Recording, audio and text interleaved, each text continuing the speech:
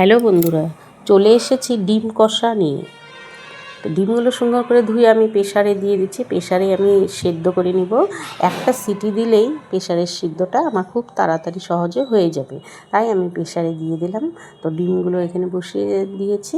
এই দেখো, সুন্দর করে ডিমগুলো সিদ্ধ হয়ে গেছে একটা সিটিতেই। সবগুলো একে একে এখন একটু ঠান্ডা করে নিয়ে ছুলে রেডি করে রাখবো।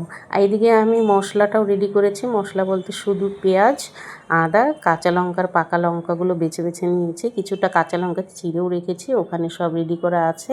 এদিকে কড়াইটাও আমার গরম হয়ে গেছে, সর্ষে তেল দিয়ে দিলাম।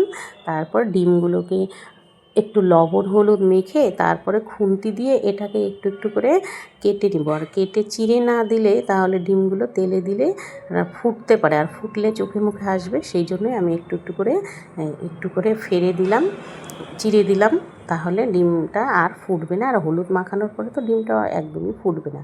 সুন্দরভাবে এবার লাল লাল করে ভেজে নেব। সুন্দর লাল হয়ে গেলে উঠিয়ে একে একে মশলাগুলো আমি এখানে কষিয়ে নেব। এই তেলের মধ্যে আরেকটু তেল দিয়ে কষিয়ে দেবো।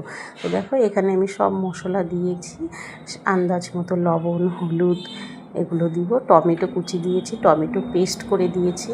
তো এগুলো একে একে সুন্দরভাবে কষানো হবে। যতক্ষণ না কষানো তেল ছাড়ছে ততক্ষণ পর্যন্তই আমাকে কষাতে হবে। তারপর ডিমগুলো একে একে ছেড়ে দেখো সুন্দর কালার এসেছে। টমেটো পেস্ট দেওয়ার জন্য এত সুন্দর কালার এসেছে। তো কেমন লাগলো আমার ভিডিওটা অবশ্যই তোমরা একটু জানাবে।